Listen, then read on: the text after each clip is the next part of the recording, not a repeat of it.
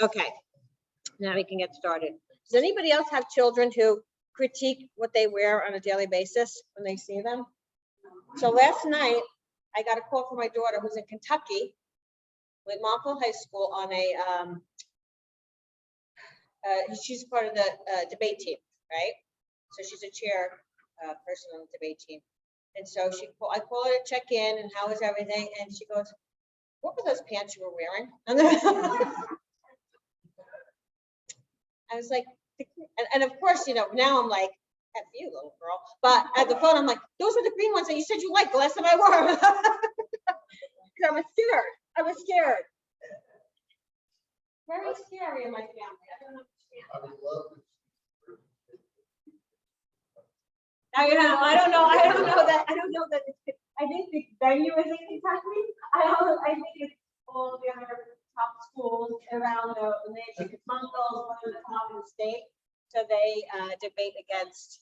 Yeah, I'm like, shouldn't you be watching the kids right now? She goes, "Mom, they don't do anything wrong. These are like really like, smart kids that like are playing like you know, mind games in their room right now together. They're not going out to drink or anything like that." But anyway, okay, so let's get started. Like I said, we have a lot to do today. So listen, if you can get 30 agents or more into the office meeting every week, I'll get you a good breakfast. How's that? I'll get you a breakfast of our choice. Huh? Alcohol. We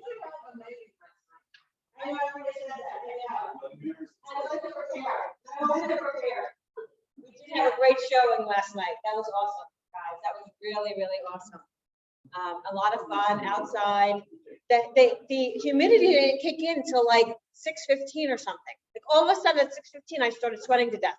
And everybody felt the same way. But before that, it was like perfect temperature. Everything was perfect. It really worked out really nice. So thanks for attending. And you know my words of wisdom, right? You know my words to live by. Everything tastes great with bacon, and everybody looks good in a tan, right? That's the truth, right? Huh? Yeah. True.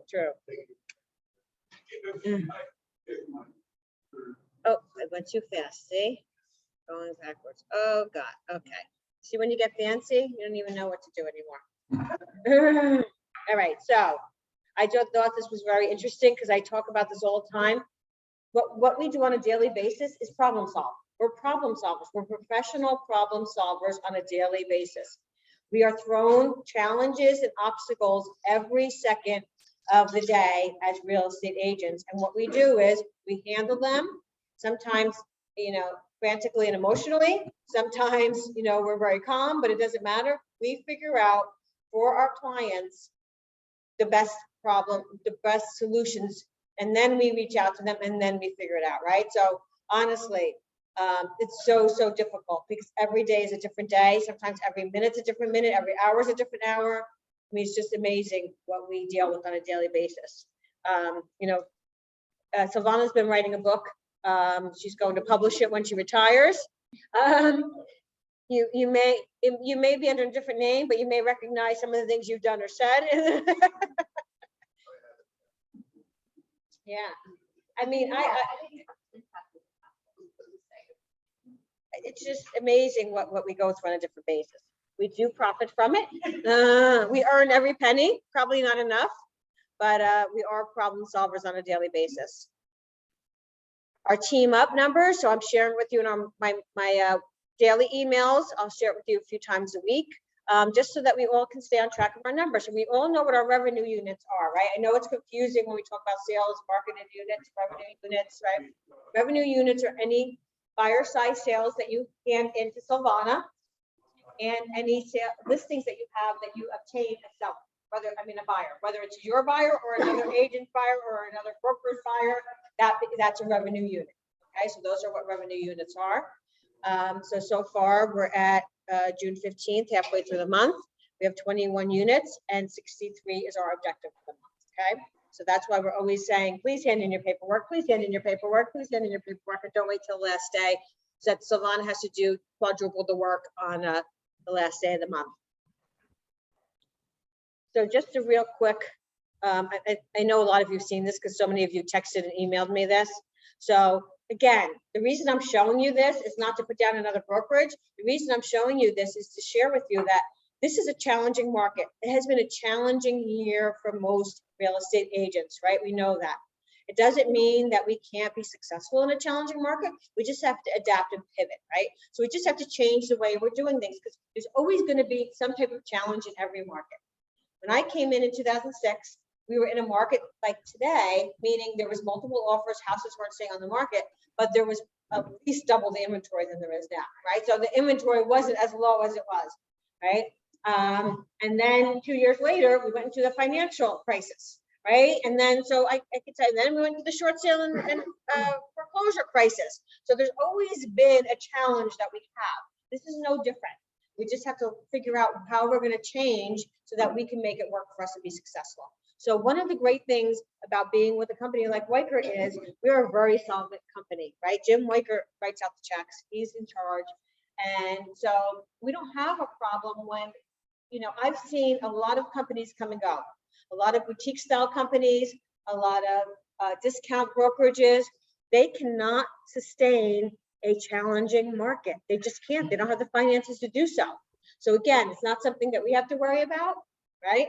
We can sustain this market and we will, but just so you know, this is what happens in a challenging market. So when, you know, you're looking at these other companies and they're doing all this great stuff, and it seems as though, you know, you have to think about where they're going to be in the long run. Where are they going to be 5, 10 years from now, right? It's really important to think about your future, you know, if you're looking at a company like this. So anyway, they've already cut 10% of their workforce, and, you know, experts are saying that's nowhere near what they need to cut.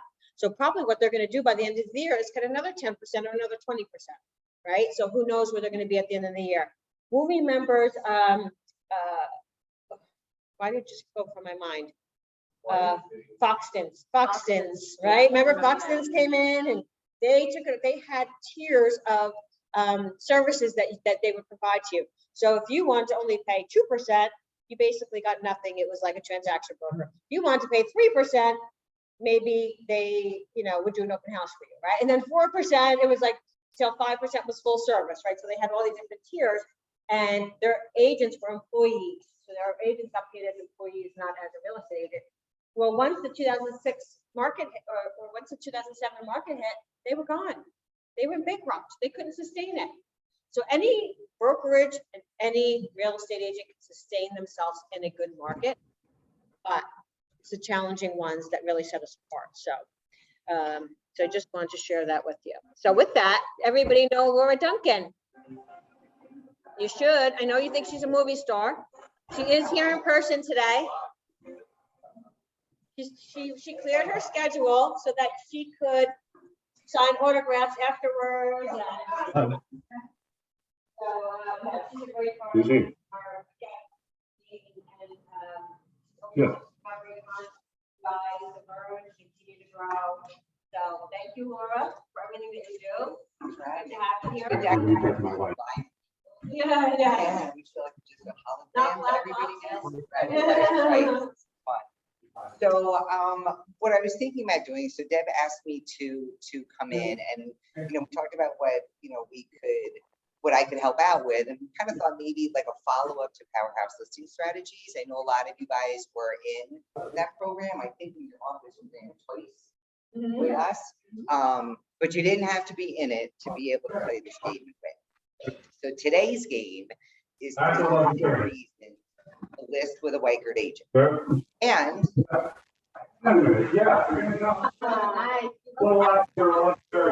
everybody loves a little Weichert thing, right? All right, so here's how we're gonna play it. So, oh God, I can't even read my slide. So I'm gonna give you the top 10 reasons. We're gonna start with 10, just like the old Letterman show, for those of you that remember, and work our way down. And then when I give you the top 10 for the reason, I'm going to give you the introduction to how you would explain why that's so important to a seller. Then what you're going to do is finish the sentence. So I'm going to tell you number 10 is blank blank. I'm going to start with talking to the seller. This is how I would explain it. And then you're going to give the benefit or the value to the seller. Make sense? All right. You ready? You can do whatever you want. Serious competitive people here. They want to know how they're going to win. All right. All right. You guys are being challenged. You ready? All right. Number 10. The number 10 reason to list with a Weichert agent is your virtual toolbox. So your virtual toolbox, I recommend we incorporate a few of our virtual tools to extend the reach of our marketing efforts. You're filling in the blanks with what makes your virtual options unique and how does the seller benefit from your virtual tools? Come on, Catherine.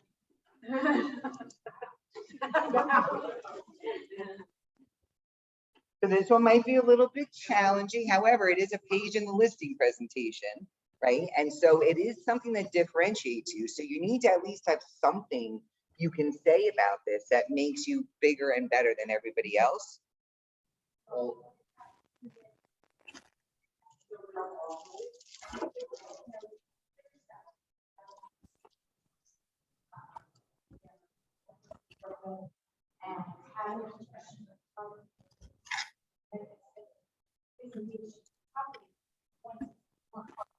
Especially with say over $1 million property, not even if it's unique. Definitely rooms and really incorporating all of the best features of the home. And doing that is going to so many more eyes to the property as opposed to me pulling out my cell phone. Right. It makes a huge difference. Right, now take that one step further, because a lot of agents can say that, well, not a lot of agents will pay for it. A lot of agents can say it, but now what do you do with that exquisite photography and drones virtually to help extend the reach virtually?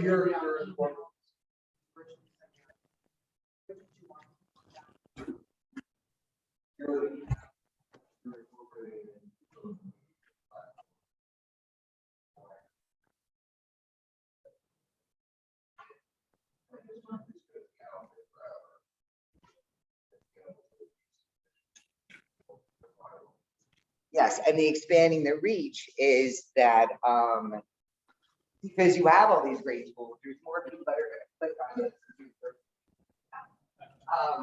More people are going to click on it, more people are going to see it. They get those virtual options, increases interest and more sellers, right? Okay, that was a little bit hard. Let's go to an easy one. Number 9, Weichert's coming soon program.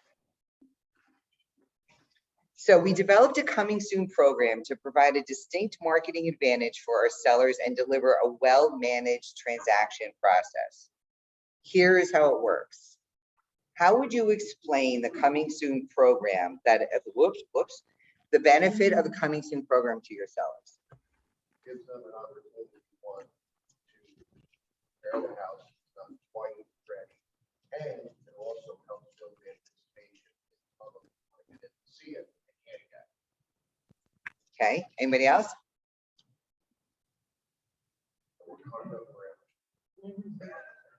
All right, and you guys are familiar with these tools, right? You can use for it.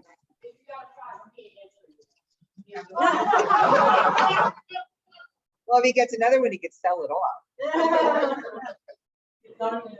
All right, number 8. The number 8 reason to list with a Weichert agent, Weichert Seller Solutions. So we have a collection of proven solutions that allow our sellers to take advantage of the current price trends without the fear of selling before they buy.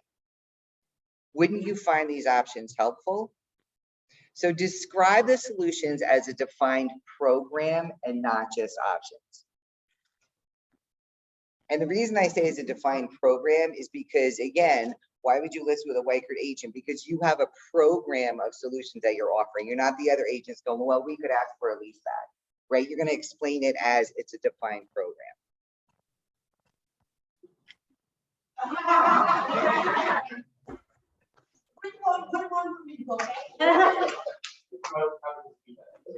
Come on, you guys all know. What are the seller solutions? What are the options? Even if I don't say program, what are they? What was that? No, so somebody's selling, they want to list with you, but they're petrified, they're not going to find a house. So what can you do to them to make it so that they can sell? All right, contingent to find suitable housing. The other thing is we have an entire division of our company that is corporate housing and rental and things. So if we have a problem where if that's the person that has to buy it, they need to get in earlier. We have, yes, a way to have a stopgap if something happens, but our program is set up so that we will ensure that Reach out to our region and ask if they have it. Yeah, see how that, so I don't mean to plug myself, but I'm going to because I think you guys need this. On university, there's a course. There's a course called The Right Time is Right Now. And this is where we put dialogue. So this video dialogue of us presenting the seller solutions. This is where we put exactly like how the addendums that you need in your contracts to add on a home of choice contingency. Does that sound familiar to anyone? Right, the home of choice contingency, lease back options. I think you're gonna find this very helpful, you know, in today's market to try and get these guys off of the fence. Who gets that one? you do. It was close? Deb said she was close. All right. Oh, but you do. Are you gonna keep your business part? All right. All right, number 7, Weichert's exclusive listing program. So in today's market, the question isn't, will we find a buyer? The question is, how do we find the right buyer? Weichert's exclusive listing program gives our sellers a competitive advantage. Explain the advantage. Explain how the seller is going to benefit from you taking their listing as exclusive. Next time I'm not feeding you guys till after the, okay? So we're keeping it in-house, and what's the benefit to the seller?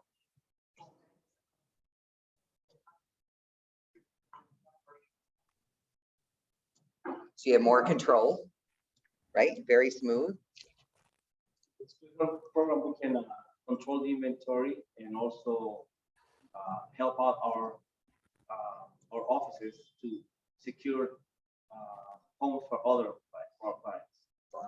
Yeah, so that's definitely a benefit to us, but how does that help your seller? Because what's the deal with our buyers? Our buyers are,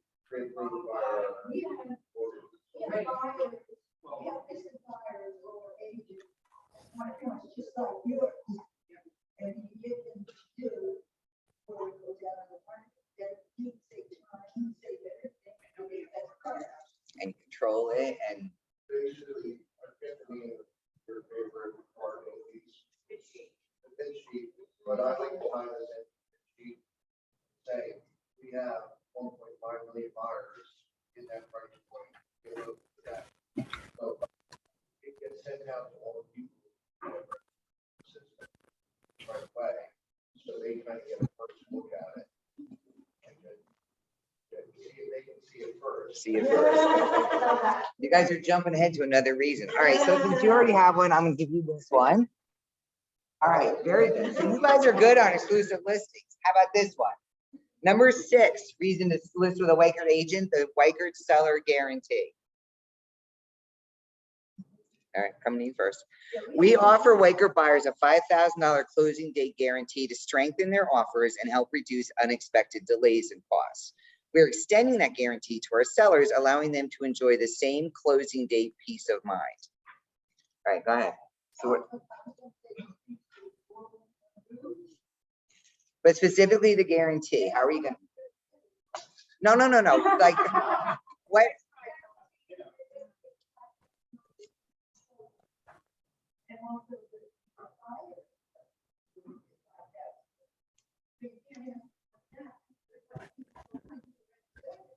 Okay, sorry, go on. Go on then. We have a whole group of your phone, that you can sit through everything. We have attorneys, we have inspectors, we have your title, everything here at Weichert. And it keeps everything under control. You're not gonna waste any time, and it's gonna be less of a chance that you lose the home, because we're right here for you. And I always say, this is like, the wedding planners. You don't have to run around and do everything for the wedding, they do it all. So that's what all our group is guarantee, that we do it all for you, and you have it all done. So that's it. Okay. Okay, I think she saw my slides. Number 5. Okay, now don't forget that this is for the sellers. Okay, so number 5 reason to list with a Weichert agent, you're all under one roof team of advisors. When you purchase this home, do you remember how many team members are working together to help you through the process? Explain the benefits to the seller. Explain the benefits of having the entire all.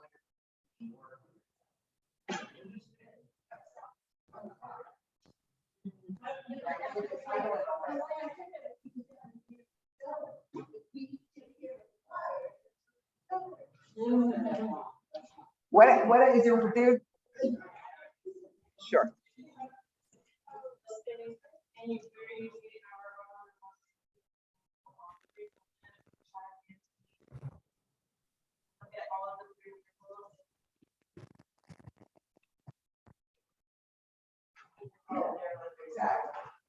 Yeah, I mean, that's a huge benefit.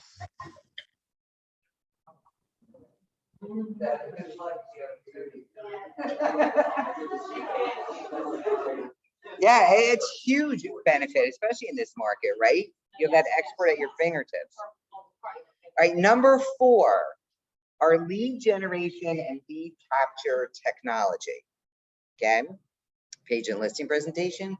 So Weichert's platform provides options to target and mass market my listings to not only generate interest from the Weichert network, but to capture and convert interested buyers into appointments for my sellers.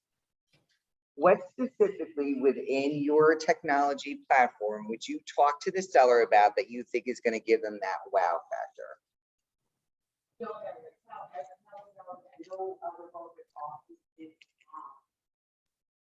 Benefit program where someone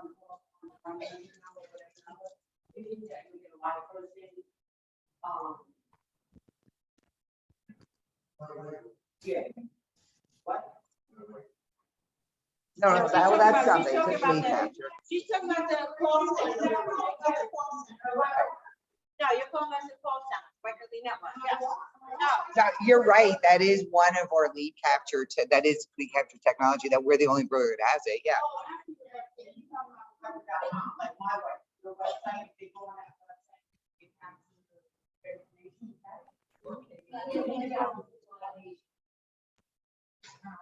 From the call center. Yes, exactly. We have this free space. There's no place that you want it. And your information is so great person.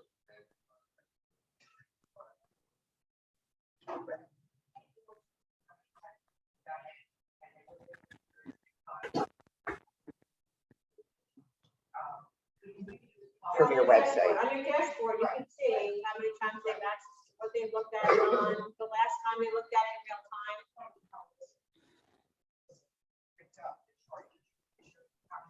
Right. Oh, yes, yes, yes, Right. yes, yes. Right. Right. Very good. You guys are all really good.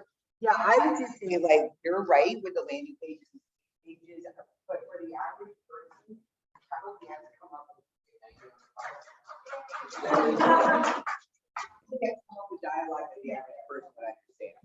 Right. And I think honestly, sometimes we just take it for granted that we have this stuff, but the truth is everybody's out posting on social media, right?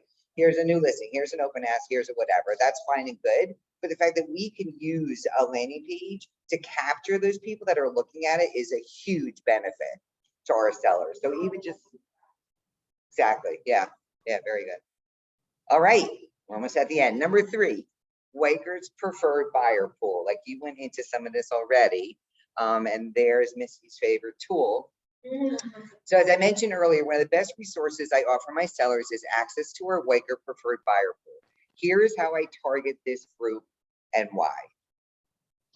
So I think we kind of hit this, right? What's unique about our preferred buyer pool?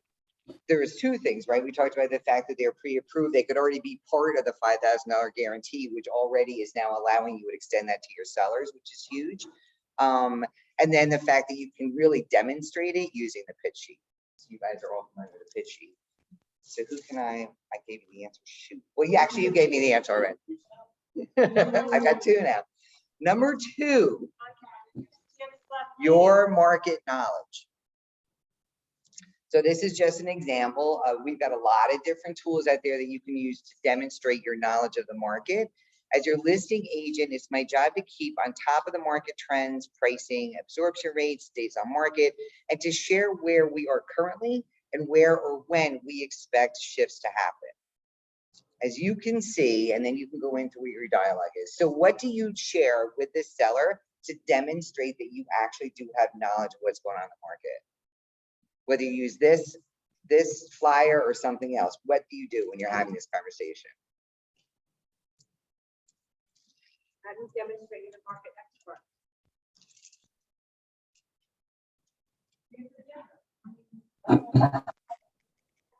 What's the data on? It's on market, show, or whatever neighborhood or town, show them absorption rate, show them how many days on market, same thing. Show the comparables and sold. I show them. Overload. What they did. Do you? Now you'll be selling. Do you guys have a format or a template you use for that? All right, I'll give you one for that. But there's another. You guys familiar with it? It's the market absorption rate template. I think it's. Agents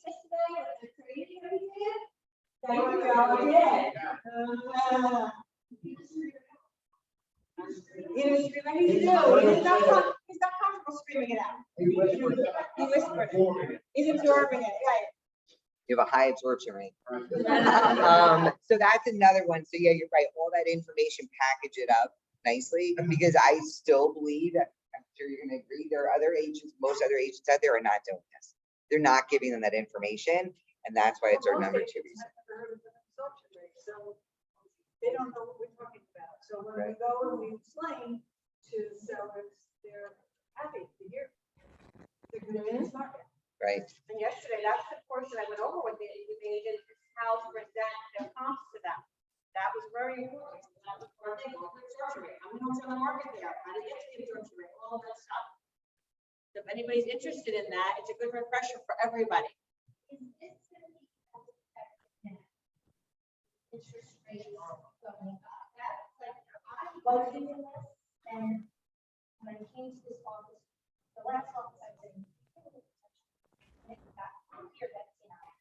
this really came in handy with the listing that we had first.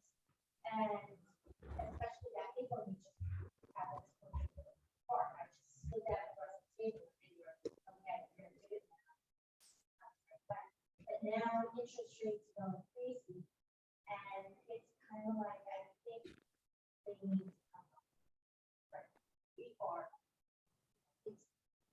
It's completely changing. So I think this is what they using for someone. We're in the middle of some fight. And I'll be like, this was January 5th. Now it seems like. Yeah, but you want to, when you present it, you want to catch it, you're getting it down. Don't want to keep, you don't want to go down, or it's free. It's steady down. I don't think so. They're I gonna wait till 40. They're gonna wait till 2039. 2039. Next time. 2039. But it doesn't matter. Because they're gonna keep this. Well, that's like They missed it, and they're gonna keep. said, you know, for the last years, whatever, pandemic, I'm gonna wait. And they waited, and then they either ended up, okay, overpaying and getting less than they thought they were gonna get, or they just completely just dropped out.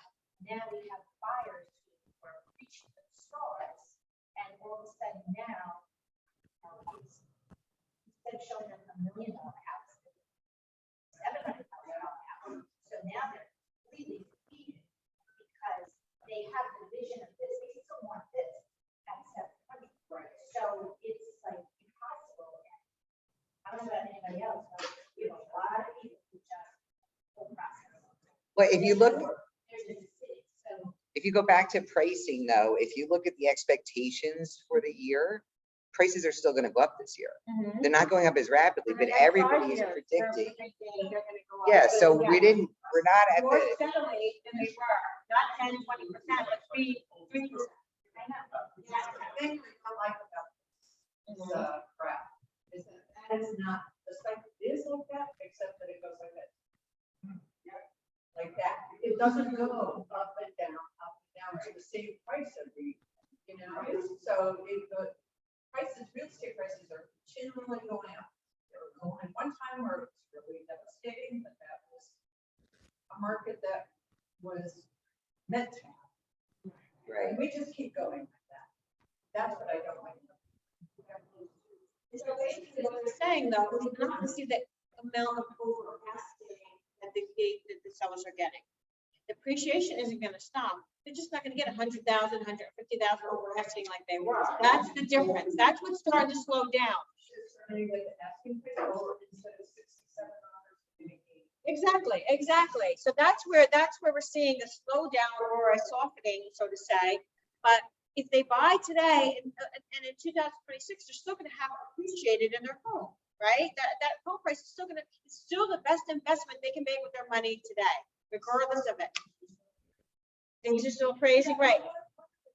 For a buyer, at least, even if they're buying a house top of the market or just about top of the market, interest rates today, they're getting to a block of Fed, supposed to go up a half to 3/4 of a basis point up.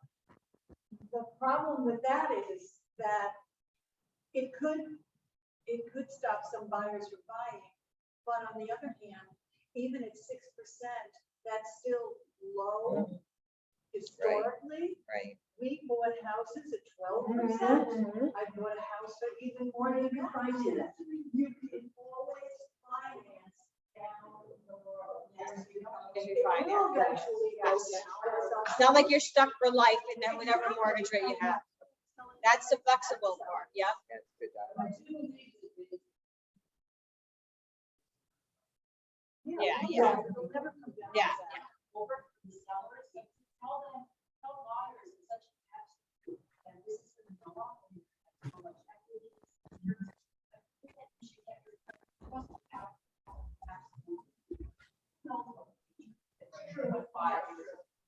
We're here now to give us bylaw to just keep things going and make hay while we still can. But then tell them like definitely your house. Well, all you could do is quote the experts, right? And say, Yeah, this that's is what what's you said. Experts are expected. It's not saying me saying Yeah, it. it's always the experts Right.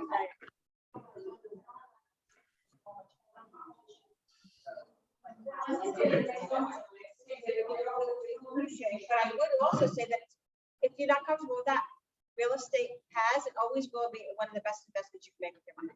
And that's the truth. So you're either gonna do that or you're gonna spend a boatload on renting, because rentals have went up crazy. Yeah. I just saw guys, I just saw an article on, or a news thing, guys. Yeah, I saw something literally on the news the other night. It was a woman in Florida. I forgot what part of Florida, southern Florida. She's been renting the same house with her 3 kids and her husband for the last 3 years at $4,000 a month.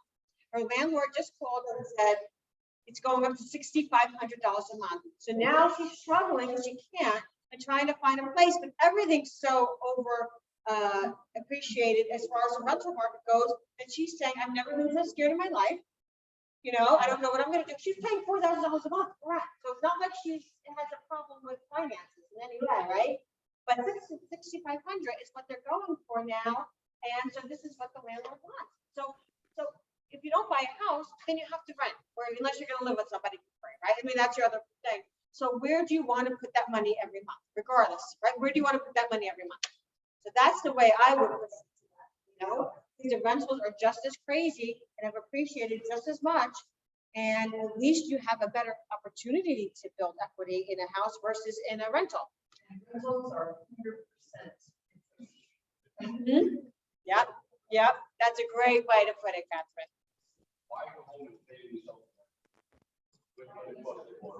Yeah, exactly. So that's the way you can present it.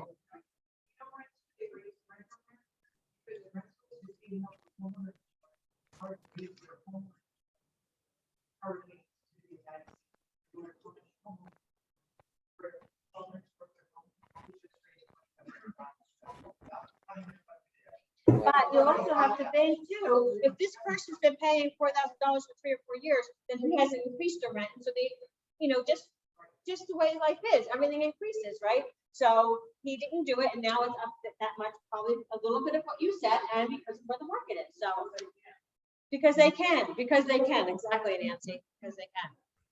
That didn't really explain, like this house next door to me that I sold it in 2007 for $710,000. And right now it's been on the market probably $875. But when you show this graph and people see the up and down, wouldn't they normally say, okay, we're up here, but if I'm not going to be selling in 5 or 6 years, am I going to be losing money? Is my house going to be depreciating? You know, because the graph shows that. It's a matter of depreciating. It's a matter of you don't have as much equity as you would have at that peak, right? It's not like you're saying it's going to go now below the 710 you bought it for, right? It's just saying like, here's where you're going to get the most. You got the most equity right now. It's going to slip. You know, it's going to slip in the way that it's not going to continue to grow at the crazy pace it has been. Yeah, right. It's not going to be 10%, 20%. It's going to be 3%. You're not going to get 150,000 over now. You may get 25 to 50,000 over now, right? For the this year anyway. We don't know moving forward. That's where it's coming down, as you can't expect. Even though I did see a house close in Montclair. Did anybody ever see that on their hot sheet? It was on for $850. Can anybody guess here what it closed for? $1,667,770. It was on for $850. It closed cash. $1,667,770. It was double. Thank you, John. Great. Yes. You had that fire. And it needed renovation. So that 1.67 that he paid for is still going to come in 5,000 or God knows that house is humongous, right? Yes, then we'll probably get 5 million for it one day, but.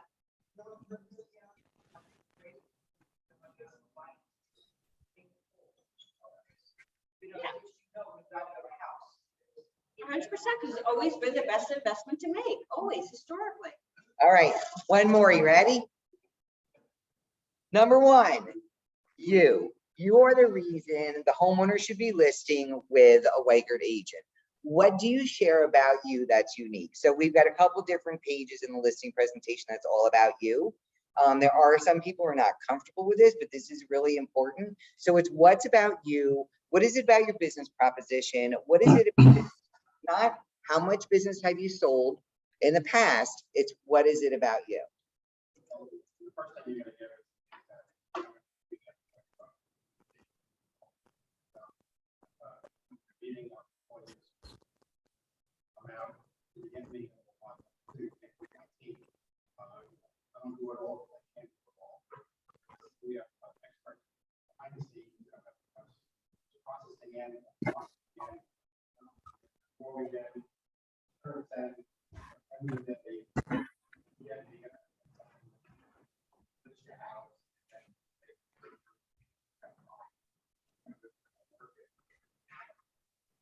Very good.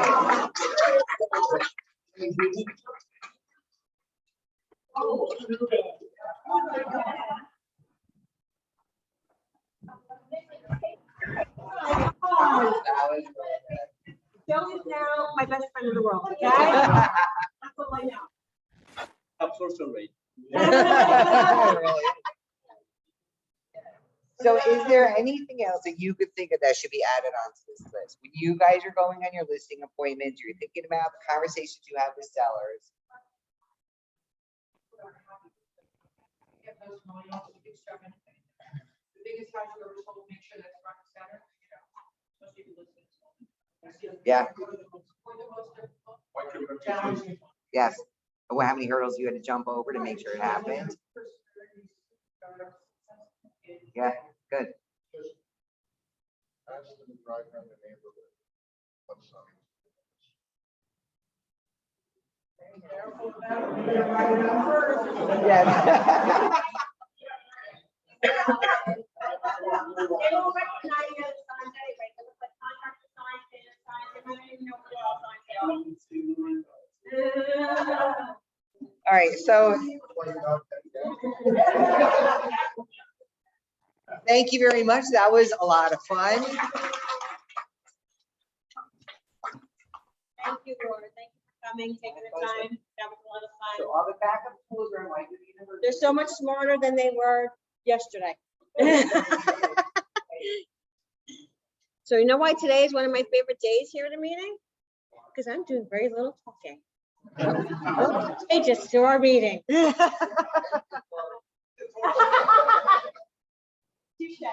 touche. So everybody knows Tejas. He was at our happy hour last night and supported our happy hour last night where we had a lot of fun. So thank you, Tejas, again for everything. It's always a pleasure to be down here. I think I've been working with your office for almost, God, Ben would know more than me. What do you think, 8 years, 10 years, something like that? It does. I had hair when I started this.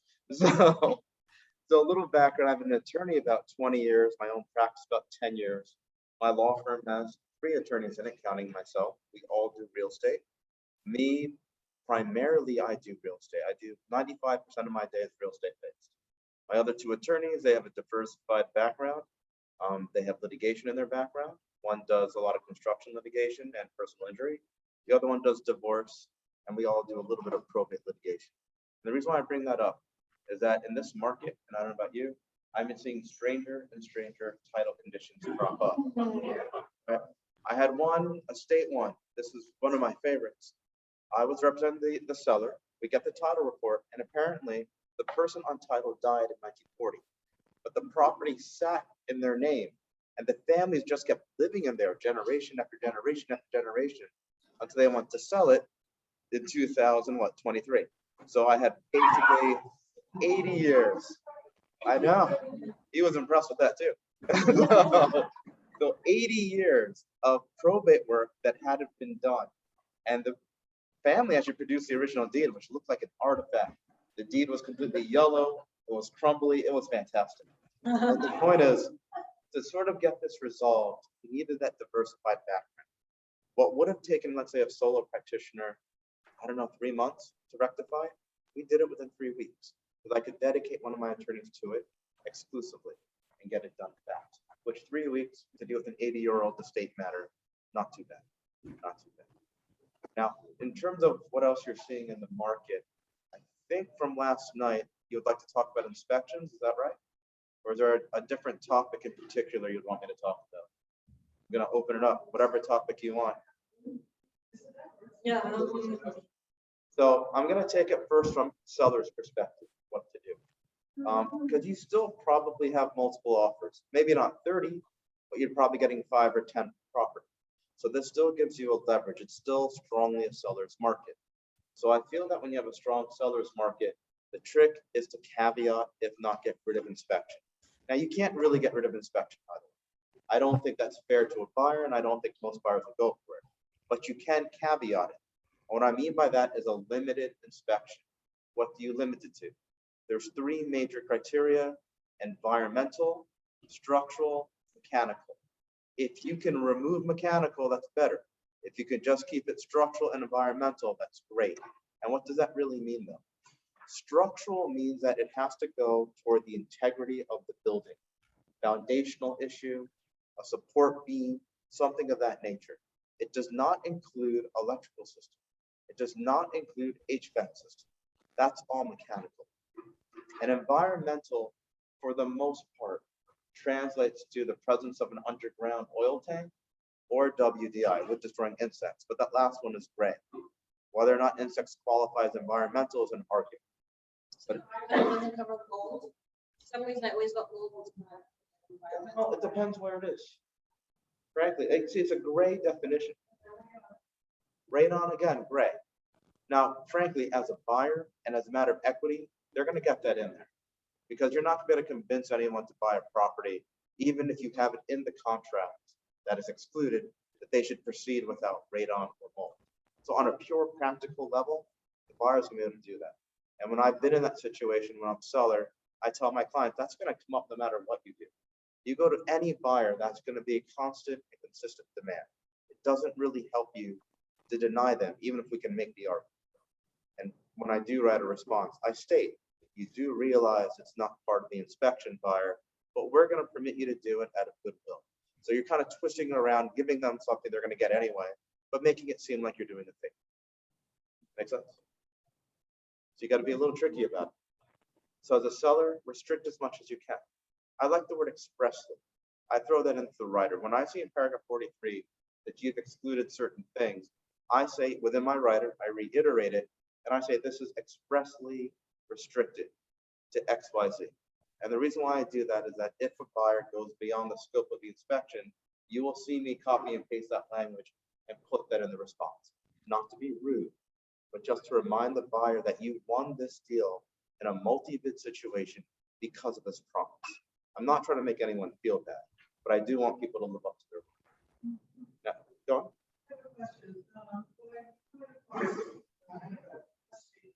And we sell a lot to a buyer, Mhm. and they have expressed that inspection limited to property.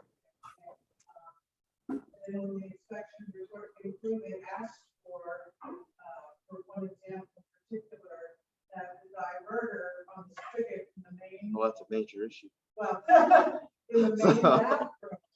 Right. Was a mechanical defect to the plumbing system. Oh, yeah. So everything that they requested, the attorney, I don't know, but it Right. came from the attorney. Of course it was twisted that this is environmental, and this is a mechanical issue. I mean, come on, it's stupid. Diverter. Exactly. That's not be, you So know. I've been in those shoes. What I do, So how do you handle that? it's a three-tier approach. The first response back is a polite reminder that you are not supposed to nickel and dime us. Right? And I put that language in. And if that works, which 60% of the time it does, great. Now, if that fails, that's 40% of the time, it turns a little more firm. Saying, I really don't want to bring this down the breach of contract pathway, but understand that your requests are way out of scope. If you attempt to claim credit or cancel this agreement based on that, I will not return your deposit. And we will have to work this out. Right? And if that really then doesn't work, that does solve maybe 30% of it, but you get that 10%. And that 10% in the last 2 years, I've been forced to take damages. I have released people out, but I don't get back the full deposit because they breached the contract, they cost us time in the market. And it hasn't gotten to that level. But it's relatively rare because most buyers in this market still recognize the fact you're not going to find another home that fast. And with the prices being what they are, that escalating price, it makes it a greater seller market again. Because you go back out in the open market buyer, you're going to spend more money for getting a lesser house in all likelihood. And the interest rate. And the most likely interest rate. up. Exactly.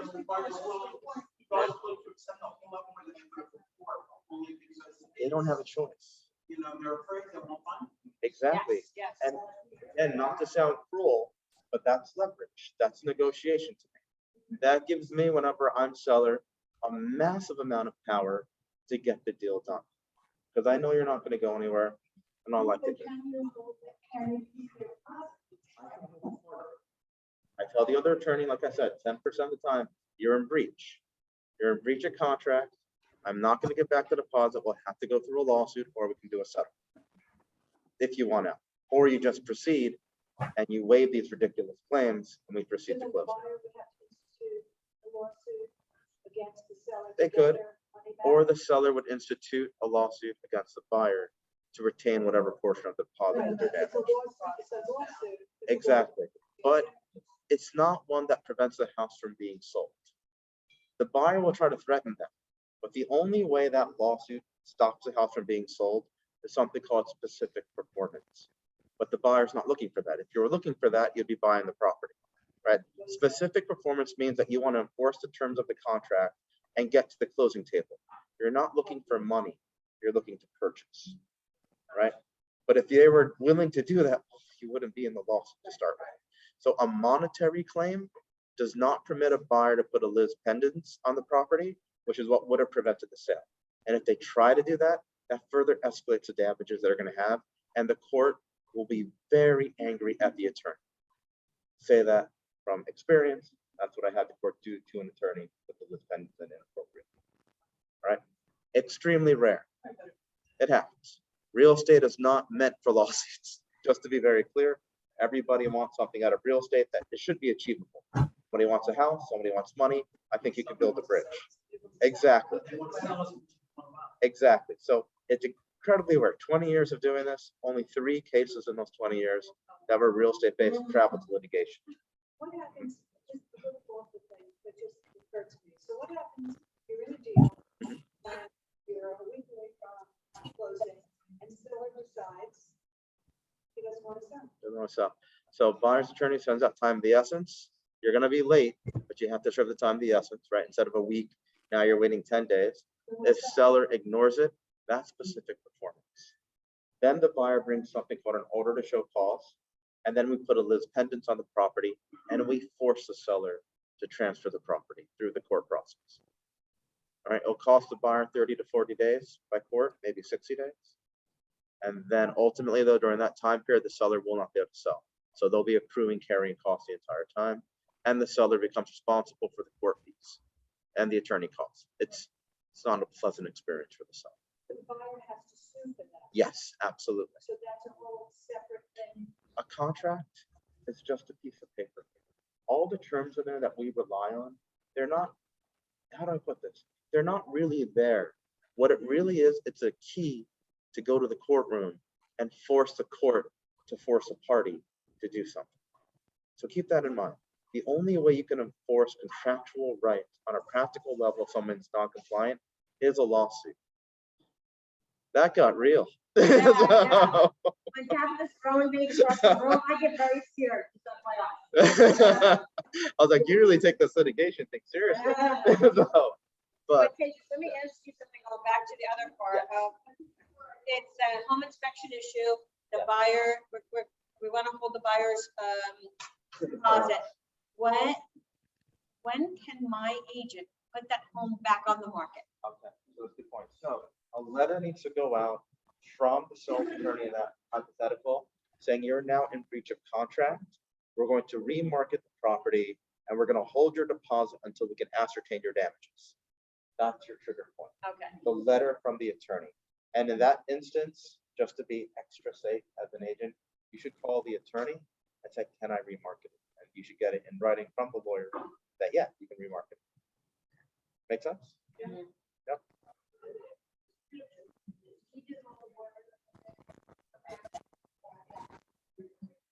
So where do you come into it? It's like, thank you very much. Yeah. No. I know it's not fair. It's not fair. Yeah.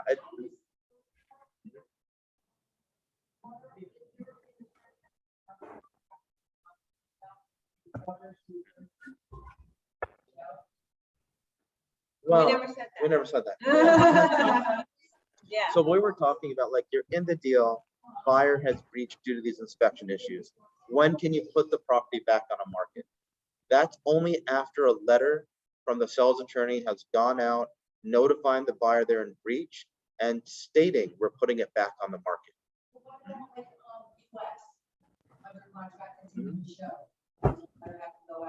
Under contract? No, I mean, not. That's more like, Yeah.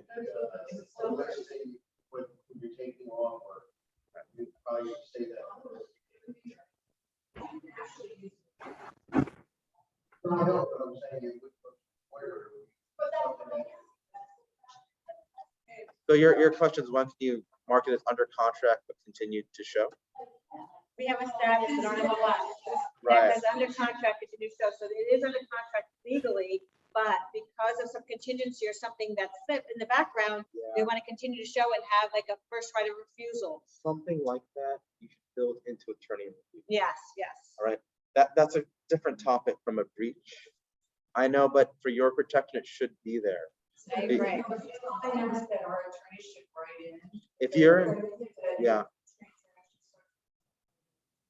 well, you're not supposed to be showing it after it's under contract, because it's a show of bad faith if you do that. I'm just I know. wondering, how do we have the US? I'm not sure.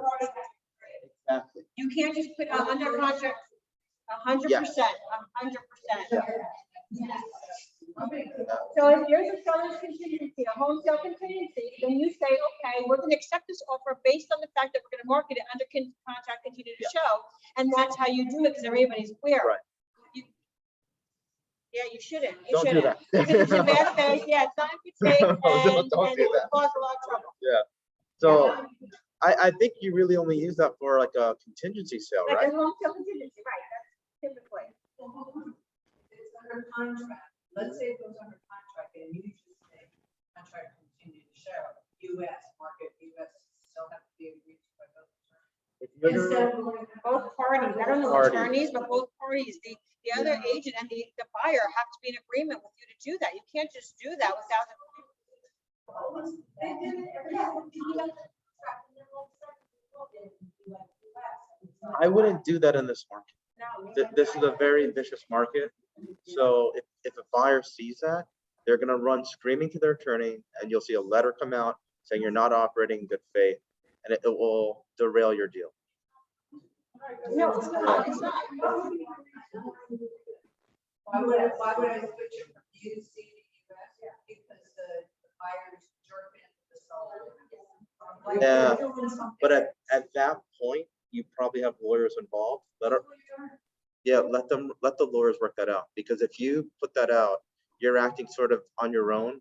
You're exposing yourself to liability. Well, that's an interesting thing. Yeah. You know, Knock on wood, thank God. Yeah. unless I say that about a lot of things I did in college. I've only done it once, but I won't do it now. So, sure. let's say I have some, they want to list their house, and they want to list it a little lower, so that they can get a bid, to get it, bring more buyers. If they get it on asking, do they have? No. How do they get out of it? Do they just say They'll just say no. They don't have to, they just don't sign it. Exactly. You can count. In the contract, it says, when they're doing the listing contract, it says, you know, I'm planning to put my house on market, and you're signing like a bunch of like. And so it says that you're. They're not obligated to, because even, They yeah. can count. They can count. Oh, I know that. I was just wondering, I was wondering about them being in any trouble. But because of the listing agreement, she's saying is the listing agreement a contract stating that once they price, they have to accept at least that price, but you don't. They don't have to do anything they don't want. No. They don't want to do that I'm either. gonna flip this around. Imagine you're a buyer in this market. What do you do when you have this kind of inspection stuff that you've agreed to? I have one right now. I have a buyer who waived $7,500 in inspection concerns, which unless you have something major, pretty much waived your inspection. And they find wood destroying insects. Now, treatment might be $1,000. So can they ask for it or can they not? Truthfully, they shouldn't by contract. But are we going to ask for it? Absolutely. And the way around it, lending. The lender won't let us close because of the presence of wood destroying insects.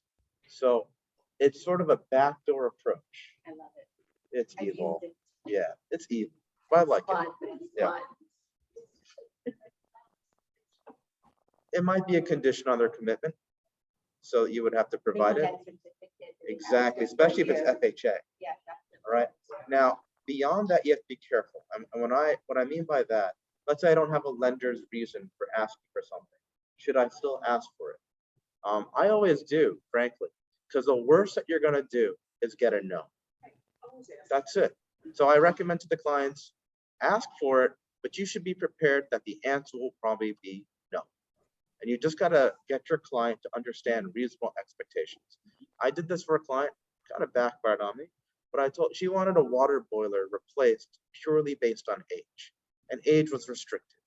And I said, we'll ask for it, but you should know the answer will probably be no. And much to my complete surprise, the seller said, yes, I will replace it for you. And I never heard the end of it from that client. But the point is, there's no harm in asking if you do it once and politely. And I also think you need to know who your target audience is. So if I have an attorney on the other side who I know is not cooperative, as a nicer term to put it, I'm not going to ask. I'm not going to ask because that's going to derail the deal. And I know the terms of the contract. But if I have an attorney who I've worked with who I think is cooperative and open and reasonable, I will ask. It's a seller. Then you just accept it. Right. Yeah.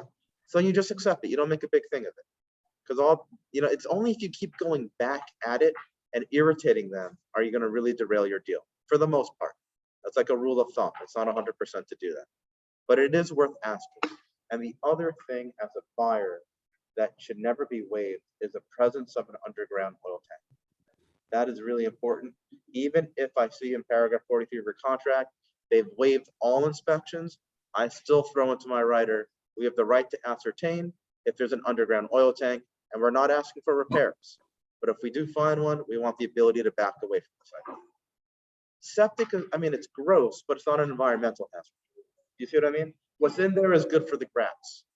But so I'm okay with that being in the ground. Yeah. And they don't realize what it is. And the problem, when you remove a septic tank, you're actually causing the ground to cave in. So it might create more problems removing a septic system than just leaving it in the ground decommissioned. Like I said, it's not going to ruin the environment. Yeah.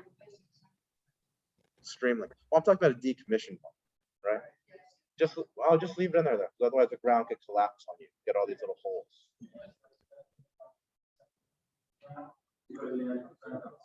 If on paragraph 43, if you've waived everything, and then later I'm tweaking it, I won't ask about septic. Because to modify something like that, it's like a razor approach to get in the raw essential term. If you kind of have a more open-ended inspection, yeah, you throw it in there. The tweak in the writers that I use, underground storage tank, which means septic or oil tank, versus underground oil tank, which is obvious you're limiting it to oil. So depending on the circumstance, my language is tweaked. Right? Very good. Very good. Oh, semantics is what lawyers do. So. Trick us with their verbary. Oh, so fun. So any other questions that you're suffering in inspection? Like the other thing too that I find that's easier, I prefer credit over repairs. And the reason why is that when you do a repair, now you have to evaluate quality of repair. And that leads to its own mess. And not to mention timing. Contractors are really booked, materials are in short supply. You're talking delays, right? Depends what you're doing to it. Replacement? Oh yeah, you definitely need a permit. Yeah, anything major like that, permit. I think in the past, some towns didn't require and some did, but now I think they all do. I think it's changed in the past. And you It's right here. close in New Jersey with the house that has open from. Depends on. Right, so not every town has a certificate of occupancy requirement.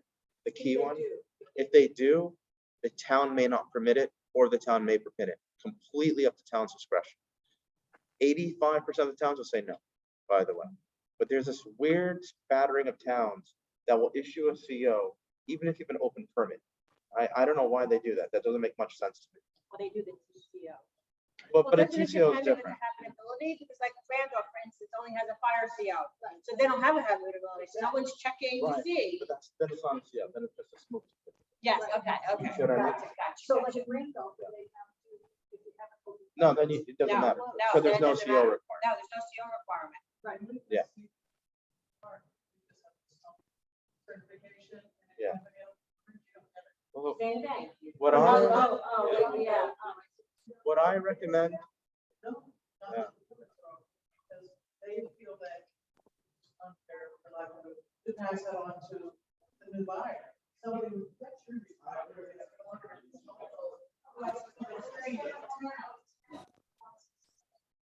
Only wants to self-serve.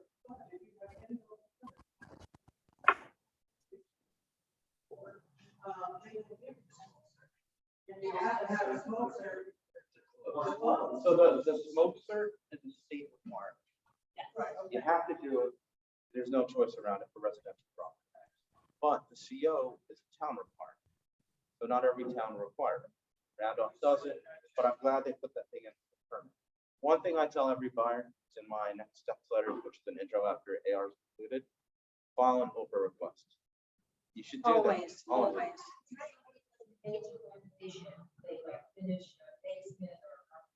They didn't do it with permission. So what they need to do is go back to the town, open a permit, close a permit.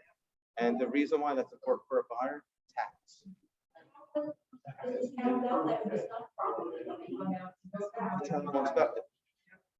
The town will come out and look at it. Yeah, otherwise the seller may have to open it up. If they'll have to open something, then they have to open something to look at the electric or the gas. They'll do it. They'll do it as least intrusive as they can. They're still gonna do it. But the seller, And that fine is gonna be fined too by the town. They're gonna get an extra fine because they didn't do it. oh, no. I've had a bunch of those. Where they open the walls, you see the plumbing. Or the electrical is done properly. No choice. The seller probably didn't report it because they didn't want to pay the extra tax. Like, let's say you finish a basement, all this additional livable square footage. I bet it's taxes. Yeah, I'm a little dark. Yeah. Yeah, okay. I'm gonna Well, hold use that on. one for my house. People don't not get permits because they went to shop and shop. And move for a crush, and they want to finish. That's how. No, but tell me, I know you're winning.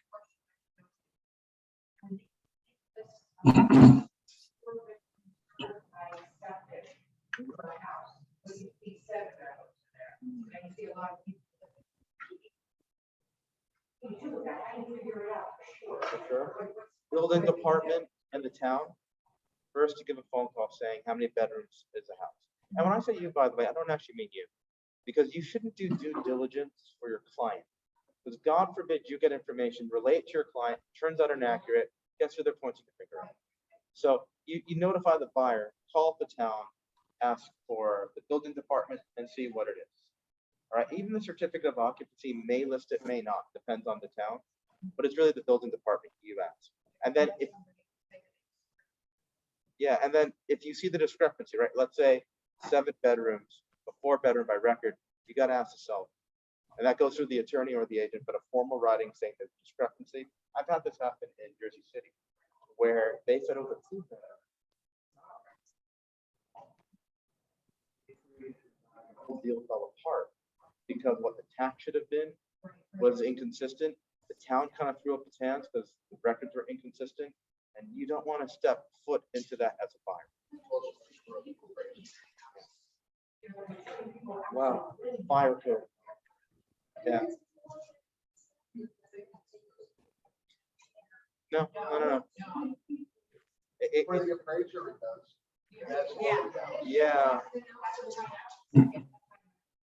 But it depends though. You can have additional bedrooms and you don't know if the 4 bedrooms are referring to the capacity of the septic tank or the rooms in the house. Do you see what I mean?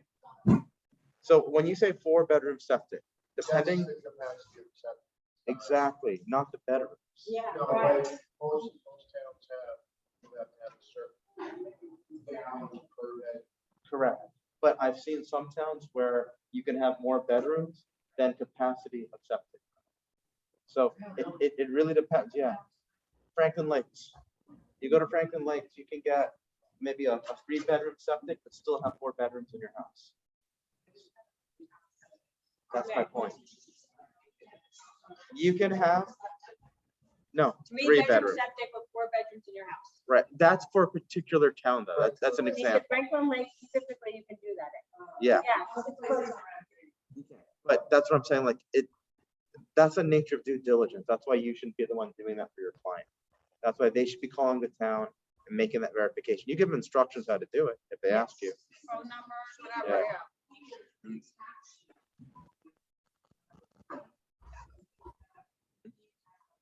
Bedroom septic, they're only for 3 bedrooms. I mean, I got in trouble because there were 4 bedrooms there, 3 bedrooms septic. And I didn't even specify how many Have to be careful. bedrooms the septic. You're saying that you do. Correct. Use a more conceit, what exactly they're buying. You know, that brings Right? up It this can't word. depend on you. You see this phrase "as is" all the time, and that's really misleading. What I've been doing over the last year, instead of using that phrase, I just put down the definition of what it means. There's a lot of grief in attorney review. As is does not mean you're buying it in that condition. What it means is that the seller is presenting it to you without making representations.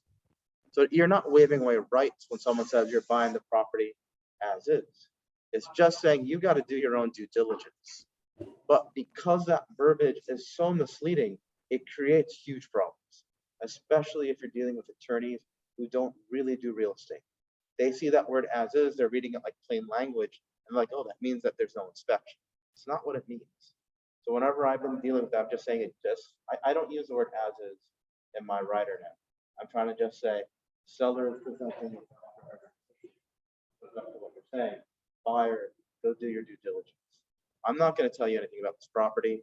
Anything I tell you is to the best of my knowledge. It's non-binding, it's informational in nature. You got to go do your own investigation. So the agent is the one interpreting what it means. And then putting it in the so it means something. It should get fleshed out if done properly in attorney review. That's why you have attorney review.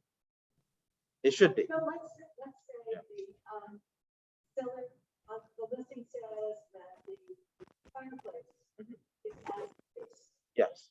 And the buyer gets a fire Inspection. place inspection. Mhm. And is told that it's totally not in working order. It Correct. needs a $2,000 liner, it needs this and the other thing.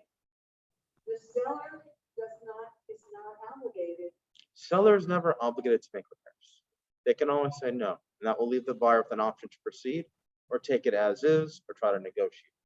But doesn't that basically tell the buyer No. that they are not going to No, fix it? it if they shouldn't. find something? So if you read it by just normal terminology, what you're saying would be accurate. That's not what as is means. When the seller says I'm presenting this property, including fireplace as is, that means the seller is not saying whether it works or not. It's up to you, buyer, to investigate that. And if you have an issue, unless it's restricted in other clauses, you can bring it up to seller, and seller will decide to repair, not repair, or offer credit. You might know. And that's where they're saying. Most likely, yes. Most likely. But So you're comparing, the listing agent is basically saying, we're selling this house and not making any repairs. But they're saying as if every house is sold as is, that's my point. Yes, Yes. yes. Now, So, but he's talking about, just take the listing, the buyer comes in, then sit back like that, figure out what that is. and what you could do, if you're selling, want the buyer to accept everything in its current format, then you just say as is and where is conditioned. And where is what you're really referring to. And to make it even more abundantly clear, you say in paragraph 43, seller will not make repairs. Any inspection is informational in nature. Right? That means you're now buying it, whatever condition it's in. But if you just say as is, that means it's just being evaluated by buyer. They still have their inspection. Does that make sense?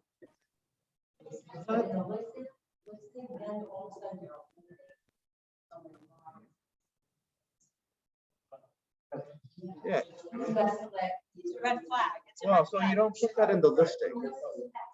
Yeah. you want to put that in the listing. So when they put their offer in, you can bring it up that point, or exactly, attorney review. That's why you have different areas where you can insert different language. Plus, Yeah. if that little wording makes those buyers go away, they're probably not buyers. You know what I'm saying, but they're probably not buyers that you want to deal with anyway. Go even further, I've seen a couple of times, several times already, where the owner is an attorney, Oh, those are and fun. they don't like seller's disclosure. And to us, it's like, it's a red flag, but it's not really. I'm not gonna lie, if I was a seller, I wouldn't fill it out either. The reason why is that it's all of a sudden more liability. Now I'm making all these representations, and if I'm wrong, you're just gonna be like, you lied to me, seller, and I'm angry at you, and you might try to sue me or something. Like in New York, for example, there's a seller's disclosure. Nobody fills it out, and the seller just gives $500 for the buyer. Fill it out. Jersey has that on the books, but the buyer is entitled to compensation if the seller doesn't give you a seller's disclosure, but it's not enforced in this state. No, it's not illegal. Oh no, it's in the statutes. But Yeah. is that what disclosure is? Yeah, if you don't fill one out, you're supposed to pay money to your buyer. But I have to check. It's been a while, but I wouldn't. But nobody enforces. it. Nobody Yeah, enforces it. that's why, Please yeah, don't that's- try that. But just every state runs a little differently. Exactly. Only fill Yeah. in what you know to be true. But attorneys, you know how attorneys are. If you ask a lawyer who's selling to fill it out, they'll just say no. They refuse. Especially if they're a litigation attorney. They're really not. Do not represent litigation attorneys. Do not sell a home to them or represent them as a buyer. Please. That's my advice today.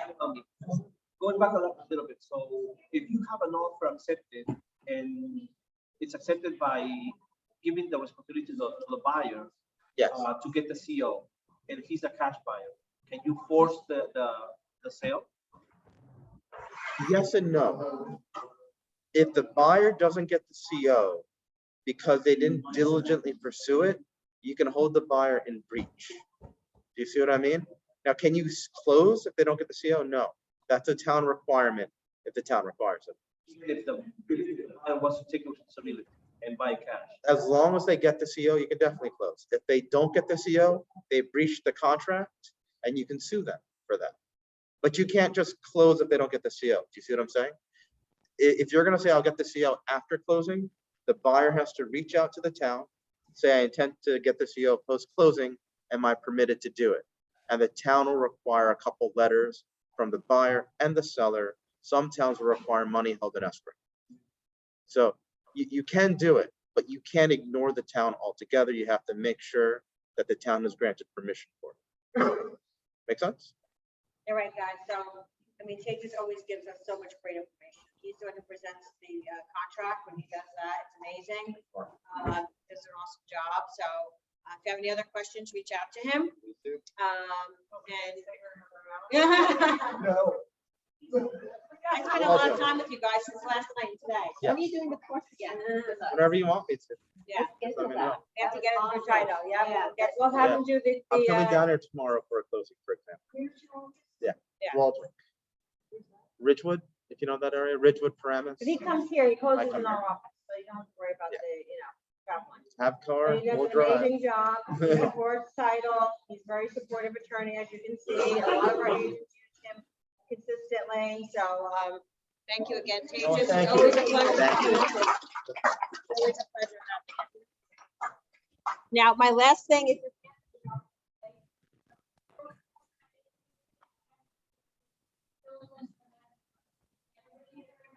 First last night. So when I asked Barbara, Betsy to give she had told me early in the day what a great job Anthony had done on something. So, that was appropriate to stop everybody from talking and have Betsy share her story, which she did. Well, Village jumped up. We were all a little nervous at first, but from experience.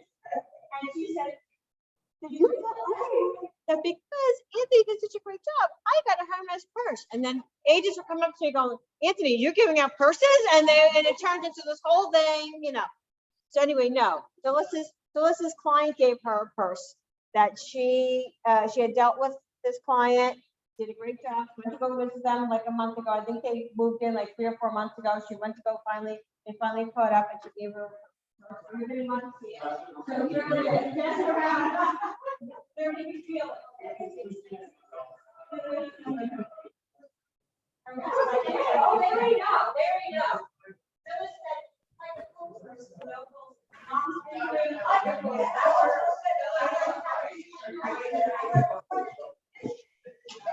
Yes, yes. So, Anthony, you're finishing us up today. No pressure.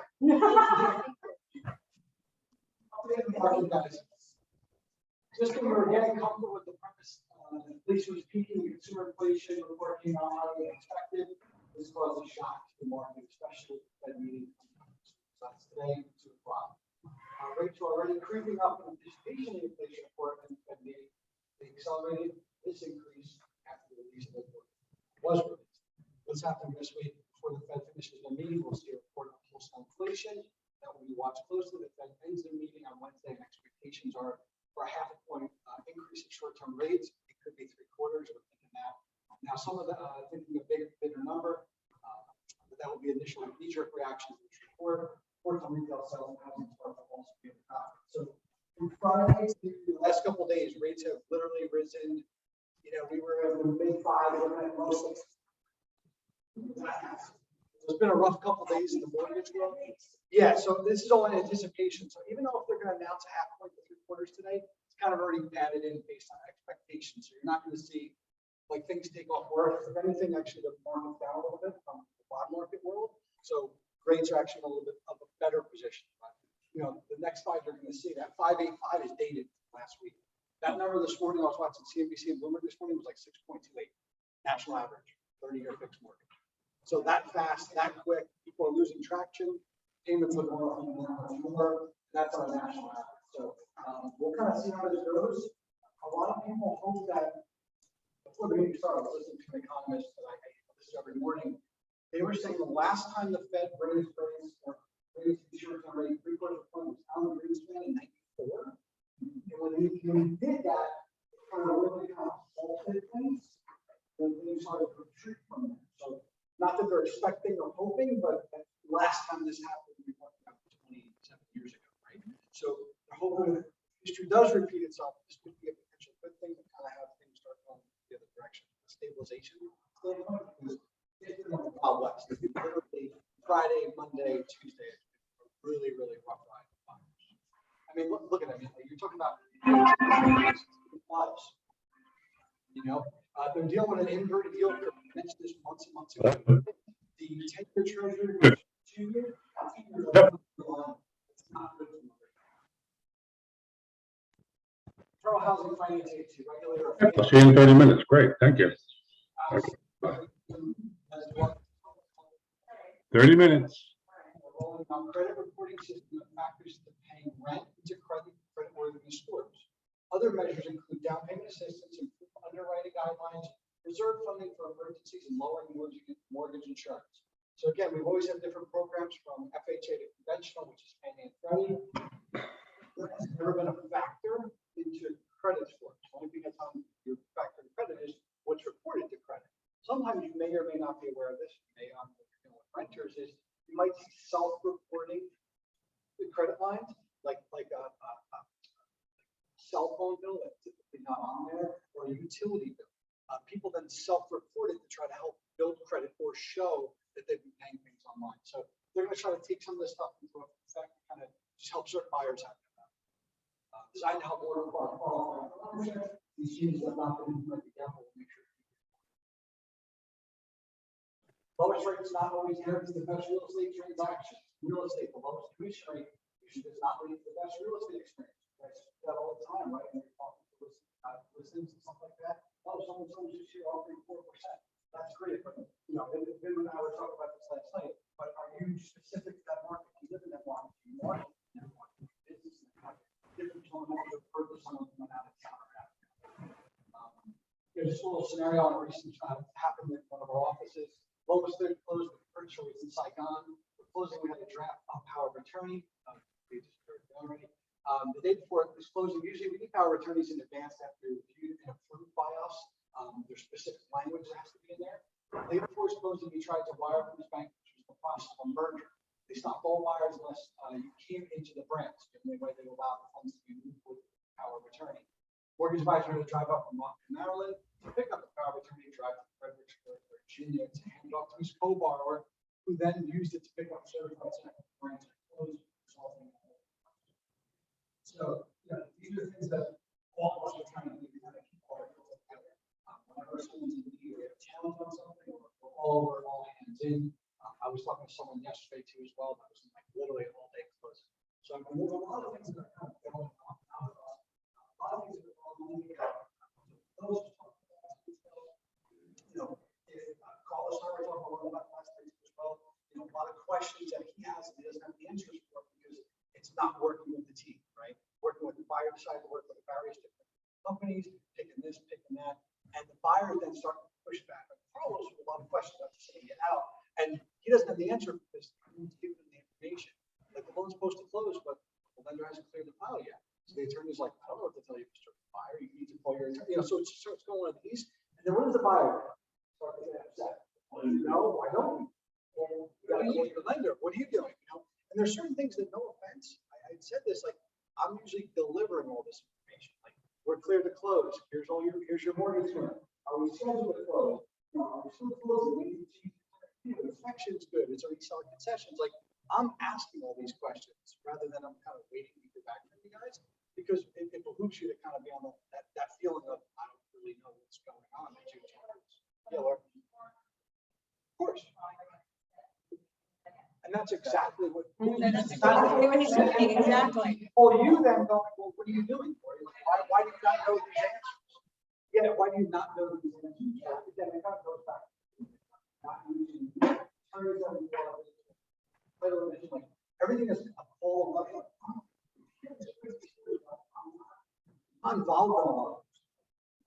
What I mean by that is like I'm not experiencing any of these challenges or what's going on. Like I have the answer for every one of you, every attorney, every title company, every insurance person. Like I know what's going on every step of the way without even being in front of my computer, just because I know all my files.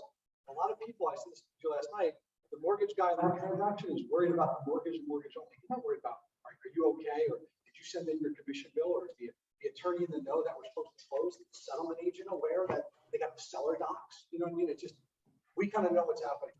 It's just a different level of experience. I called him up and his answer was, well, I'm not in the team now. Oh, nice, nice. And meanwhile, people think they're trying to. He called mortgage lender and he's not getting an answer to everybody and everybody's freaking out. Sorry. Yeah. Office that was trying to get me a deal. I knew the lender on the other side. I vetted the transaction. Loan was supposed to close like 2 weeks ago. It finally closed yesterday. And again, like managers had to get called. No one's ever called my manager on like one of my transactions. I don't know what that's like, but I mean, the fact that that's still going on.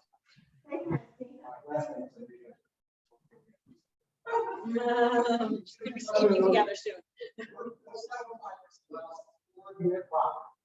A conforming, B, VA, C, FHA, or D, all the above.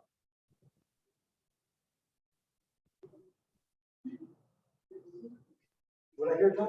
B.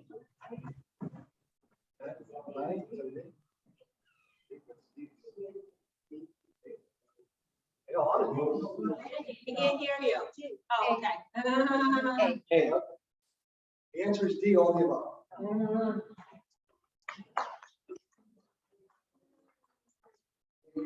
Your gifts. I gotta get your gifts. Yeah. It's in my drawer back in my office. All right, we're just gonna get to the new listings.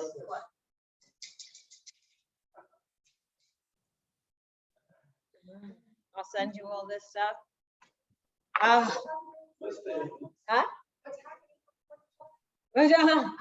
We're doing it because we ran out of time. Engagement party, and it's gonna be a barbecue. So engagement party meeting, you have to bring 10 contacts, put into your CRM so we can engage them. If you do that, we will bring you, you can also, be part of our, we're gonna also do a barbecue that day. Exclusives, Marissa. Hi.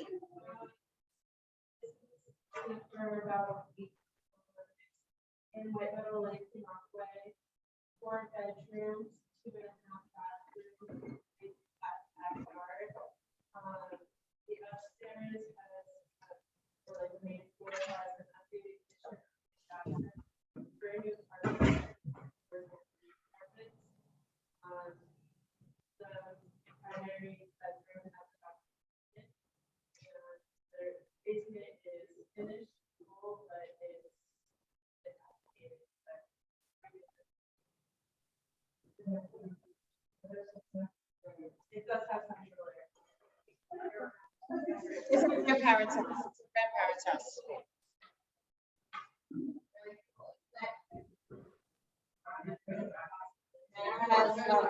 Mountain has 15 Ripplewood. It's a lakefront in Shawano Lake for $1,050,000. The Owens Group has 10 Franklin Place in Morristown for 2.6.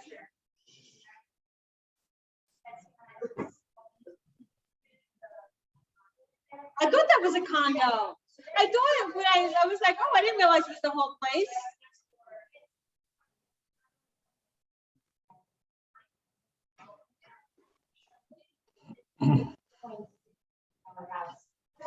Oh, this is okay. This is okay.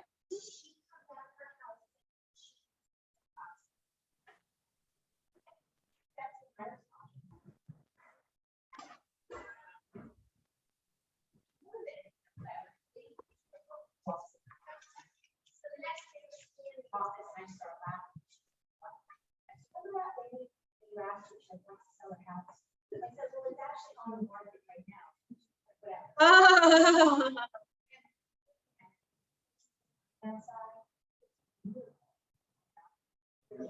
So this is the unit you want to go see. Got it. So we don't have a picture of the new one. Anybody else have anything? Ben?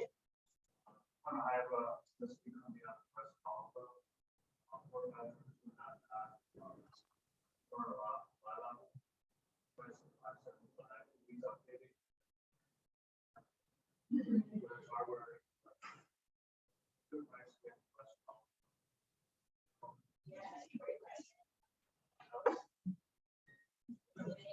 Anything on Peter?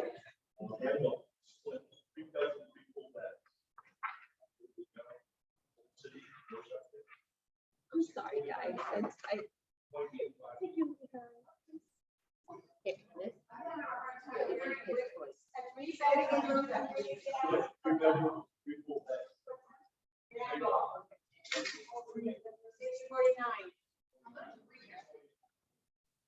Where's it located?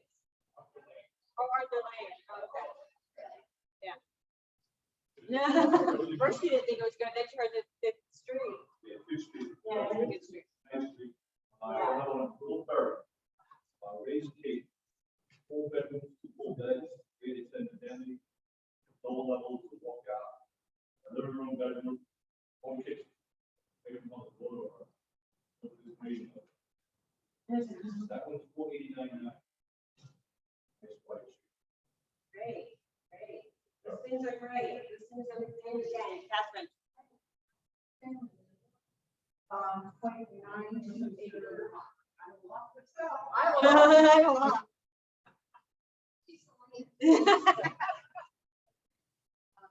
For sale, Denville, again, a neighborhood on Franklin Road, Minor Court, anybody's been at that one. It is number 2 Minor Court. It comes with the engineering. It is listed for 3.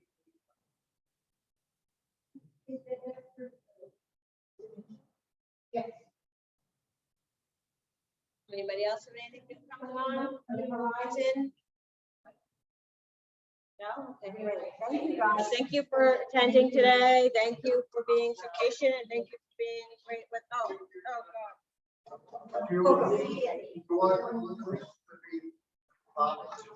Well, I want the air let out.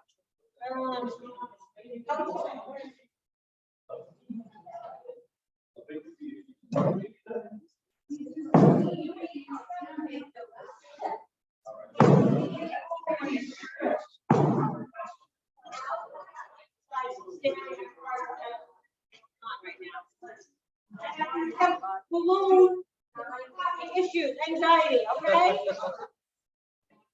If I pick your name, it's going back. And-